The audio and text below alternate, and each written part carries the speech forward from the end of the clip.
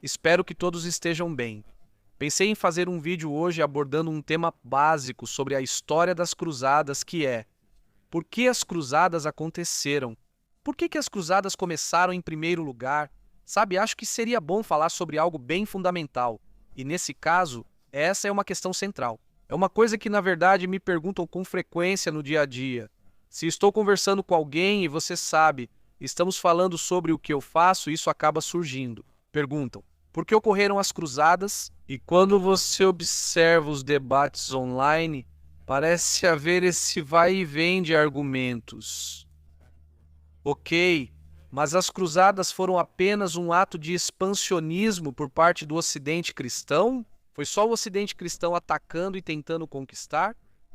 Ou isso foi uma espécie de resposta à expansão islâmica, como a expansão da civilização islâmica por meio de conquistas, as conquistas árabes? Um ponto onde eu realmente acho que as pessoas acabam se confundindo um pouco sobre isso é: as conquistas árabes aconteceram principalmente no século VII, como as grandes conquistas árabes, a rápida expansão do mundo muçulmano. Isso acontece no século VII. As cruzadas só começam no século XI. Então, lá no século VII, os muçulmanos conquistam Jerusalém. E então, 4 séculos depois, os cruzados dizem que vão, você sabe, retomar Jerusalém. Sabe como isso faz sentido? Parece tempo demais? Então, ainda não vamos responder à pergunta fundamental de se as cruzadas foram uma reação à expansão islâmica. Vamos chegar lá. Mas eu acho que se olharmos só por esse lado, você vai acabar se confundindo.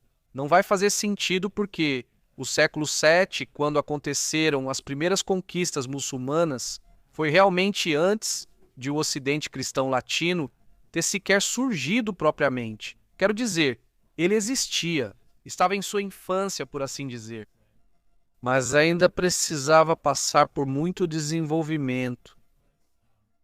Grandes áreas do Ocidente cristão ainda nem eram cristãs. Por exemplo, os normandos, que foram um componente essencial das cruzadas, ainda nem existiam como grupo étnico.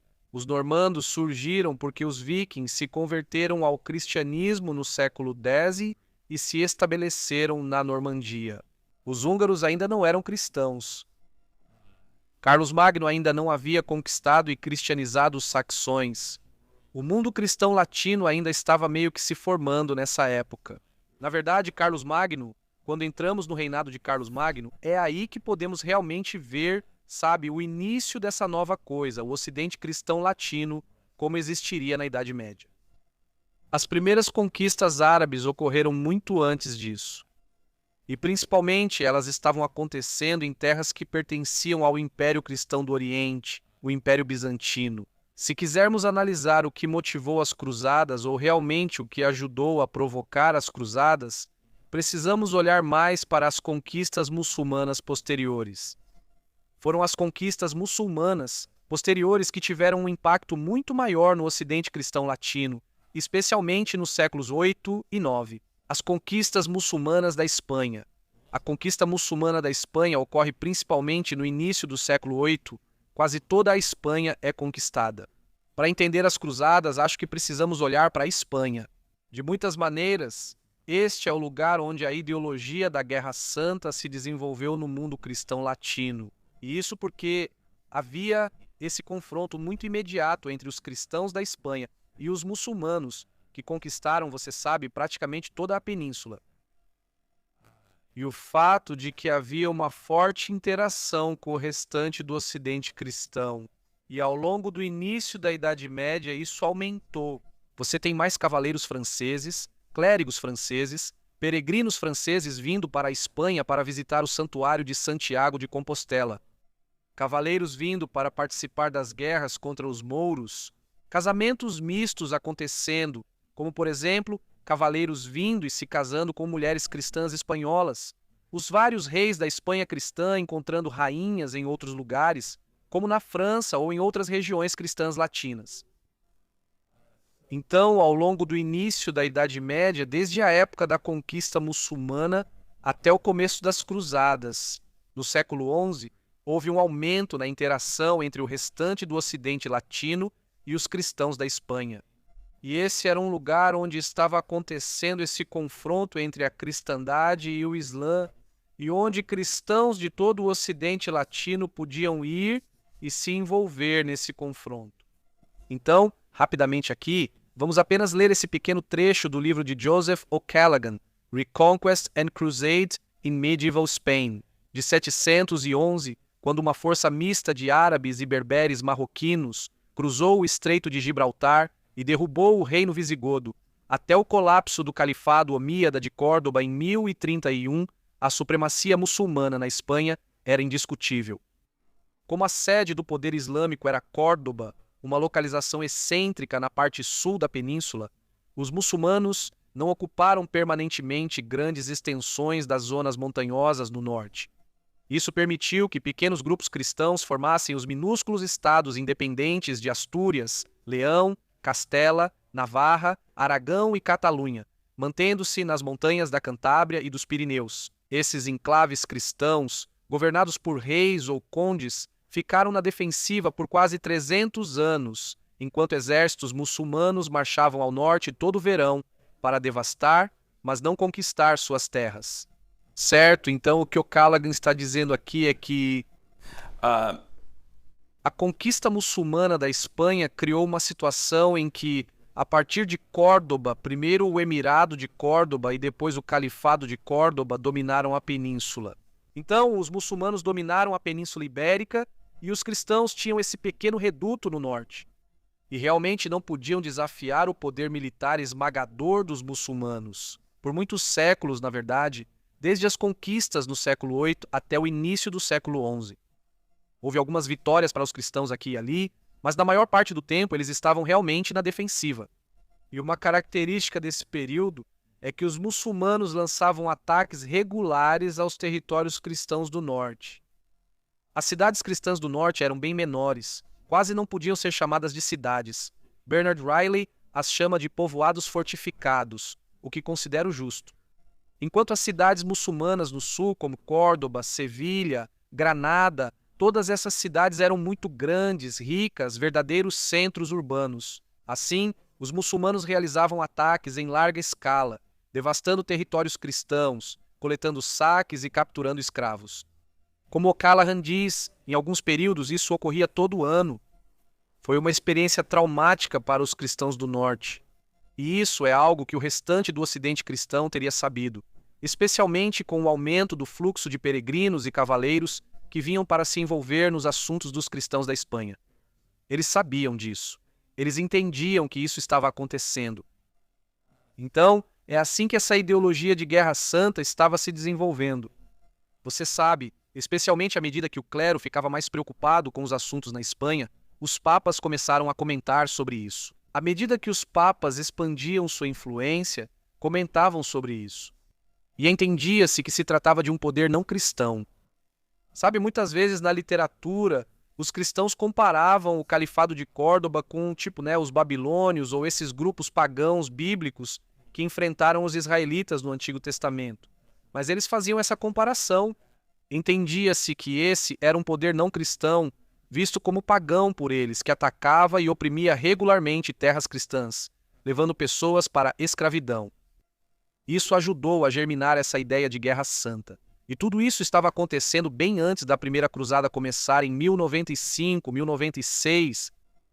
Isso estava acontecendo ao longo dos séculos 9, 10 e 11. Então, você tem esses ataques anuais lançados de Córdoba contra as terras cristãs do norte da Espanha.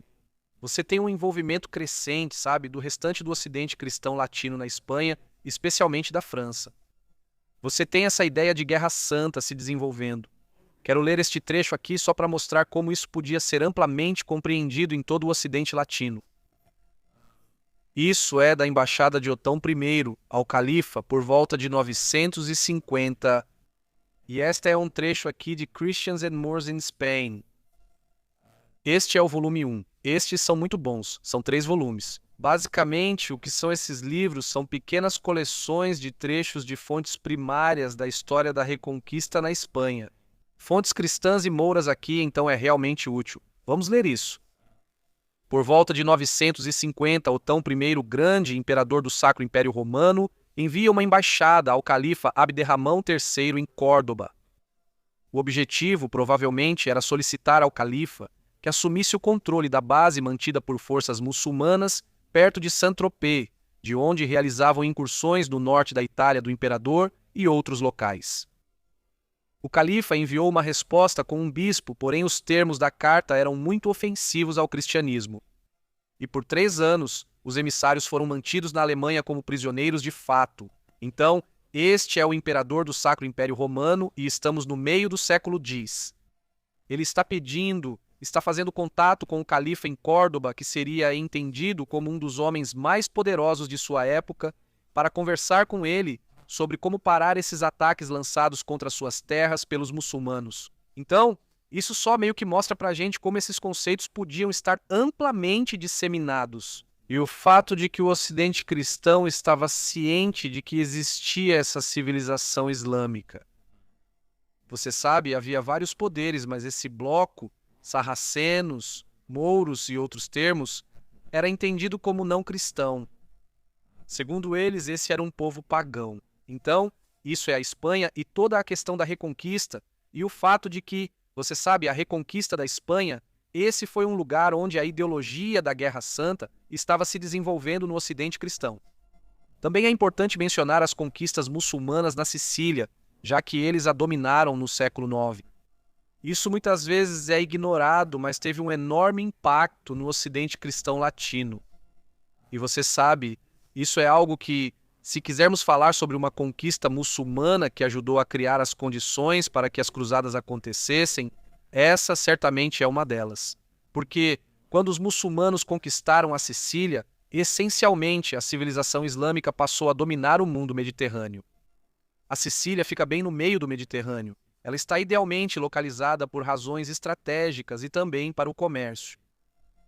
E, nesse momento, os muçulmanos já controlavam todo o território costeiro do Levante Oriental. Eles tinham a Espanha, ou seja, eles realmente dominavam o Mediterrâneo. Incursões eram feitas em terras cristãs para a captura de escravos. A pirataria era um grande problema para os navios mercantes cristãos. Era quase impossível para navios cristãos navegarem com segurança pelo Mediterrâneo, pois a Sicília estava sob domínio muçulmano. Eles realmente, você sabe, controlam tudo isso. Vamos analisar este trecho de Normans in Sicily. A conquista normanda da Sicília ocorre no século XI, na mesma época em que a Reconquista se intensifica na Espanha, ganhando tom de Guerra Santa. Na verdade, os papas estão quase concedendo indulgências de uma espécie de proto-cruzada aos normandos, para que participem dessa conquista da Sicília. Eles tinham muitos outros motivos para fazer isso também, mas de qualquer forma, isso é do começo do livro.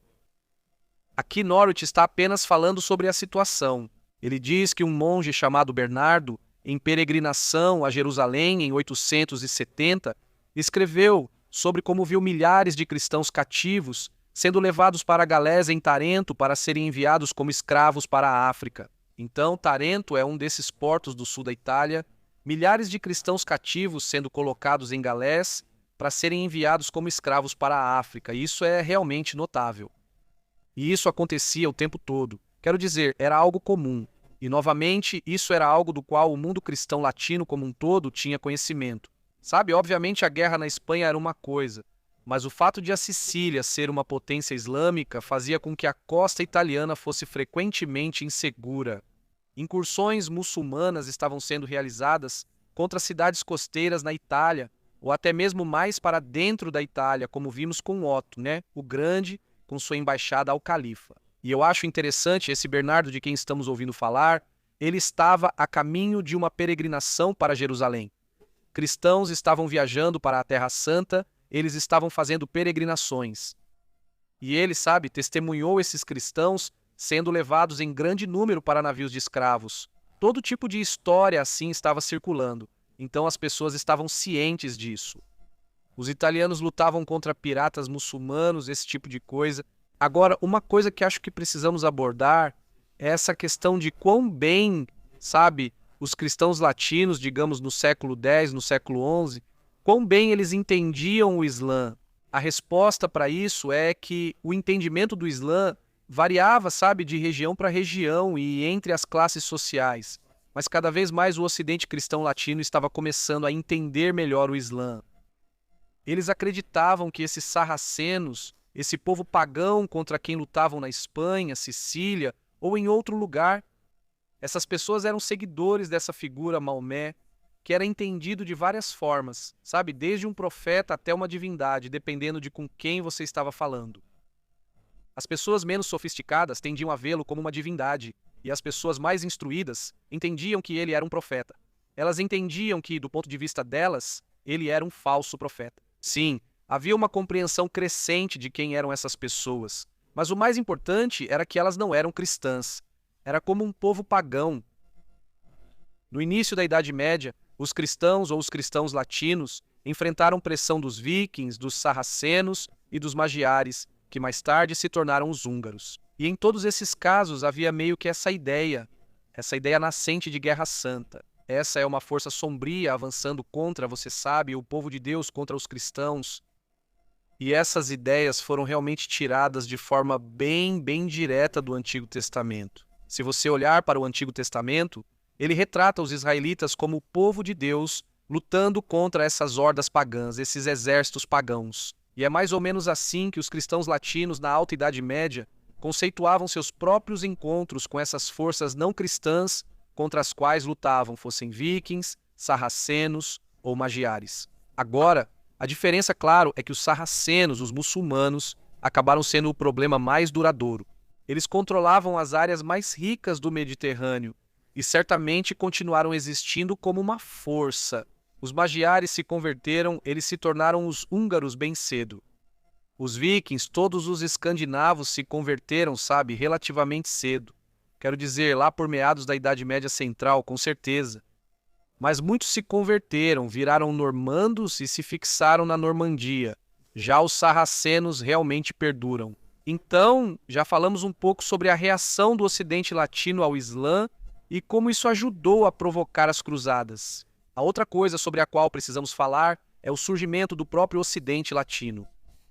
Porque uma coisa que acontece é que no século XI, de repente, o Ocidente cristão latino, que você sabe anteriormente, durante a Alta Idade Média, era rural, pobre, sabe, comparado ao mundo bizantino rico e ao mundo islâmico rico. Na Alta Idade Média, o Ocidente Latino não tinha como lançar nenhum tipo de campanha ultramarina em grande escala. Então, uma resposta para toda essa questão de, ok, bem, as primeiras conquistas árabes aconteceram no século VII e o Ocidente Latino só começa as cruzadas no século XI. Por que eles esperaram tanto tempo? Bem, uma resposta para isso é que, durante toda a Alta Idade Média, o Ocidente Latino não tinha condições de lançar algum tipo de grande campanha ultramarina, sabe? Quando chegamos ao século XII, ao século XIII, se você pensar no século XIII, como no meio do século XIII, São Luís IX invade o Egito. Então essa cruzada francesa, esse grande exército de cruzados franceses, vai para o Egito e invade o Egito. Eles tiveram uma chance de conquistar o país. Poderia ter acontecido, mas falharam. Ainda assim, houve uma batalha ali. Certo, bem, isso era impensável no século IX ou no século X. A ideia de que o rei da França poderia ter invadido o Egito. Durante o início da Idade Média, uma cidade como Paris, quero dizer, acho que podemos chamá-la de cidade, mas era mais uma vila. Era muito menor, sabe? Não tinha nem de longe uma população tão grande quanto uma cidade como Cairo. Cairo era um dos grandes centros de riqueza e poder no início da Idade Média. Isso é difícil para nós imaginarmos hoje em dia, sabe? A ideia de que o Egito seria mais rico e mais poderoso do que a França. Mas quero dizer, essa era a realidade durante a maior parte da Idade Média. Então, precisamos considerar isso quando pensamos no tempo que levou para o Ocidente cristão sequer cogitar algo como essas grandes expedições militares além-mar. O Ocidente Latino, no século XI, de repente se torna muito mais rico, muito mais forte. O comércio aumentou, a população cresceu, as cidades ficaram maiores. Agora eles têm o poder militar para começar, você sabe, a fazer o mundo islâmico recuar. Nesse momento, a reconquista se intensifica. No início do século XI, Fernando I de Leão e Castela se encontra de repente em uma posição em que pode começar a reconquistar, você sabe, territórios consideráveis dos muçulmanos. Claro, os normandos invadem a Sicília e, você sabe, começam a conquistar a Sicília dos muçulmanos. No Oriente Bizantino, há acontecimentos em curso. A ascensão dos turcos seljúcidas, os turcos estão invadindo territórios bizantinos. Eles estão devastando a Síria e a Anatólia. E o imperador bizantino Alexios Comnenos está, você sabe, enviando embaixadas ao Papa e dizendo: "Ei, preciso de ajuda do Ocidente para lutar contra esses turcos, esses invasores." Neste momento, o Ocidente Latino agora tem a capacidade financeira e militar para responder a um pedido de ajuda como esse, mas também o componente ideológico para fazer isso. Então, como estávamos falando antes, quando chegamos ao século XI, o componente ideológico que ajuda a facilitar as cruzadas está cada vez mais presente no Ocidente Latino. Diversos fatores contribuíram para isso. Para começar, o Ocidente Latino está praticamente todo cristianizado. Sua identidade cristã está praticamente solidificada quando chegamos ao século XI. Como falamos antes, no início da Idade Média, especialmente nas primeiras conquistas árabes, havia grandes áreas do Ocidente Latino que ainda nem existiam plenamente. Ainda não podemos chamá-los de Ocidente Latino. Essas regiões eram habitadas por grupos que mais tarde se converteriam ao cristianismo, alguns à força, como no caso de Carlos Magno. Alguns desses grupos nem eram totalmente cristãos ainda, que mais tarde iriam se envolver muito nas cruzadas, sabe? Essas áreas ainda não tinham sido cristianizadas, essa civilização cristã latina. E é unida por essa identidade religiosa comum, pelo fato de compartilharem a mesma igreja, a igreja romana, sabe? Eles estão sob o papado. Isso é algo muito forte. Quero dizer, isso dá ao Ocidente cristão uma unidade muito forte. Quero dizer, claro, ainda há guerras entre eles, mas isso lhes dá esse senso de quem eles são. E especialmente quando eles se deparam com um oponente, como você sabe, a Espanha Islâmica ou os muçulmanos da Sicília, ou então, eventualmente, serão os turcos seljúcidas no Oriente. Quando eles estão enfrentando o mundo muçulmano, essa identidade vem à tona e eles passam a se enxergar dessa forma. Acho que também é importante olharmos para o papado reformado em termos da visão do Ocidente cristão, e como você sabe, esse conceito de si mesmo estava ficando mais nítido. O papado reformado, esse movimento que muitas vezes chamamos de reformas gregorianas, em associação com o Papa Gregório. O Papa Gregório VII foi uma figura muito influente, uma figura muito enérgica em meados do século XI, que realmente impulsionou essas ideias muito importantes de reforma no papado. Isso impactou toda a igreja, mas também todo o mundo cristão ocidental. E essas eram várias ideias. Uma das principais era a independência da igreja, defendendo que só ela tinha direito de se governar. A igreja podia nomear seus próprios oficiais e bispos. As autoridades seculares não deviam interferir. Mas também, de forma muito crucial, e é isso que se relaciona com as cruzadas, essa ideia do papel da aristocracia cavaleiresca, a elite guerreira que governava o Ocidente, os reis, os senhores, os duques, os cavaleiros. Esses homens eram guerreiros, e suas tradições realmente vinham de muito antes, sabe? Além do próprio cristianismo. Quero dizer, as tradições deles, as ideias deles, realmente vinham do antigo paganismo germânico deles e tudo isso. Mas essa ideia do guerreiro cristão estava ganhando cada vez mais destaque. E o papado reformado teve um papel enorme nisso, porque o que o papado reformado estava dizendo para esses caras era: olha, todos nós fazemos parte disso, da cristandade.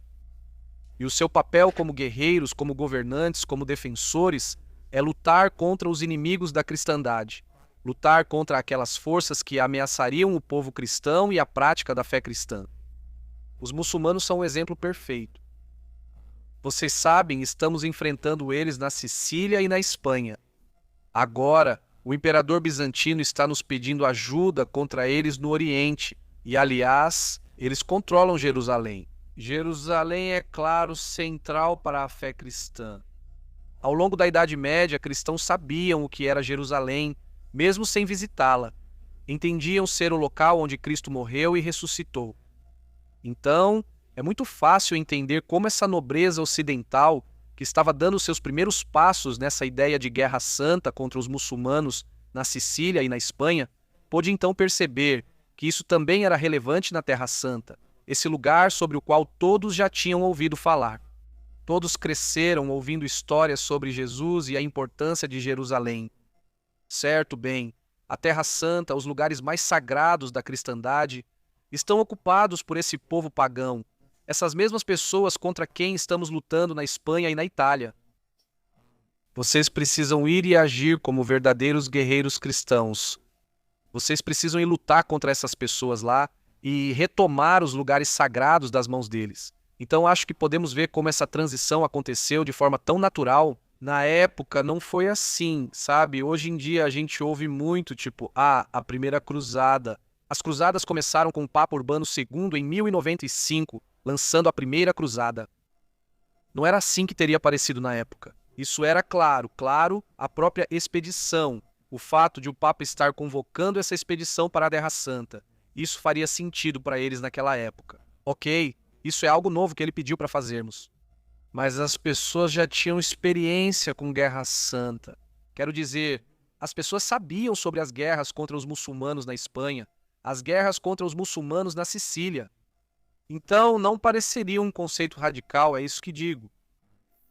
Essas ideias estavam se desenvolvendo, sabe? E historicamente podemos olhar para trás e ver a tendência, mas na época teria parecido uma transição muito suave e natural. Sabe, claro, sim, vamos lá lutar por Jerusalém. Vamos lá retomar os lugares sagrados. Então, só para voltar à nossa pergunta original, se as cruzadas começaram como uma resposta ou reação à expansão islâmica, acho que podemos dizer claramente que sim. Porque o mundo islâmico, com seu grande poder militar e o fato de estar se expandindo ao longo do início da Idade Média, representava um grande desafio e uma grande pressão sobre o mundo cristão ocidental. E uma vez que o mundo cristão ocidental amadureceu, e de certa forma algumas dessas sociedades realmente cresceram como resultado do conflito com o mundo muçulmano, como aconteceu na Espanha, por exemplo. Quando o Ocidente cristão amadureceu, conseguiu confrontar o Islã. E, na verdade, você sabe, voltar e começar a reconquistar territórios do mundo islâmico, muito disso foi resultado do fato de que havia uma pressão incrível colocada sobre o Ocidente pelo sucesso do Islã. E, claro, estou falando sobre o sucesso militar do Islã. Sabe, nós estávamos falando sobre isso antes. O fato de que, você sabe, o Ocidente cristão latino ele meio que se formou nesse mundo onde o comércio árabe de escravos estava florescendo, onde você podia estar viajando em uma peregrinação à Terra Santa e ver milhares de cristãos sendo carregados em um navio negreiro. E na Itália serem arrastados para os mercados da África. Tudo isso contribuiu para moldar a visão, moldar essa ideia de guerra santa, moldar a ideia de que o Ocidente cristão precisava reagir contra isso, sabe? O fato de que na Espanha eles estavam passando por esses ataques anuais, sabe, dos muçulmanos de Córdoba, onde o norte cristão da Espanha era simplesmente devastado e escravos eram levados embora. Os cristãos vindos da França já sabiam disso, e esse conhecimento estava se espalhando. Tudo isso ajudou a moldar essa ideologia. Então, nunca podemos cometer o erro de enxergar o Ocidente cristão ou o mundo islâmico como coisas monolíticas. Tipo, sabe, como se tudo isso fosse uma coisa só. Claro que, dentro da civilização islâmica, temos muitos reinos, muitas seitas, muitos povos. O mesmo no Ocidente cristão, sabe? Muitos reinos, muitas divisões diferentes. E também havia conflitos dentro desses blocos. Mas a religião era esse elemento predominante no mundo medieval que definia a identidade acima de tudo, na maioria das vezes. E, portanto, muçulmanos e cristãos entendiam que faziam parte de blocos diferentes. Sabe, fosse você um berbere na Espanha, um muçulmano sírio ou qualquer outra coisa, você entendia que fazia parte do Islã. Sabe, este é o domínio do Islã. E os cristãos são diferentes, uma outra força que enfrentamos. Eles também tinham compreensão semelhante. Sabe, sim, eles tinham suas diferenças entre si. Eles tinham todo tipo de divisões e tudo mais. Mas especialmente no Ocidente cristão latino, sabe? Aquela parte do mundo cristão que fazia parte da Igreja Romana, eles se viam como um bloco. E, sabe, cada vez mais eles passaram a entender o Islã também como essa coisa que eles estavam enfrentando. Então espero que isso tenha sido útil. Apenas uma discussão sobre por que as cruzadas aconteceram. Então, só para recapitular, as cruzadas aconteceram porque, em primeiro lugar, o Ocidente cristão latino se tornou rico o suficiente e poderoso o suficiente para começar a fazer algo como as cruzadas. Em segundo lugar, por causa da ideologia e da maior conscientização desse conceito de guerra santa que está sendo promovido pelo papado reformado. E, em terceiro lugar, simplesmente por causa desse confronto com o Islã, que era uma realidade diária em muitas áreas, esse encontro com o Islã. Essas três coisas, eu acho, ajudam muito a explicar por que as cruzadas aconteceram. Espero que tenham gostado do vídeo, falo com vocês em breve.